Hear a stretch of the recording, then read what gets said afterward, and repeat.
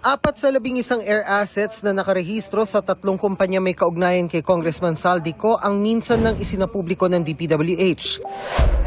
Ngayon, ibinunyag naman ni Public Works Secretary Vince Dizon na 3 helicopter ng mga kumpanyang konektado kay Co ang tinangkang ipa-deregister, bagaman hindi malinaw kung pareho sa mga ipinakita noong air assets. Ibig sabihin, pinatatanggal ang 3 chopper sa National Register o tala ng mga aircraft sa bansa ng Civil Aviation Authority of the Philippines.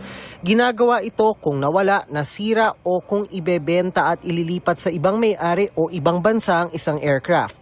Hindi mo maibebenta at hindi maibibigay, mabibigay ng gustong bumili nun kung hindi i-deregister sa Pilipinas.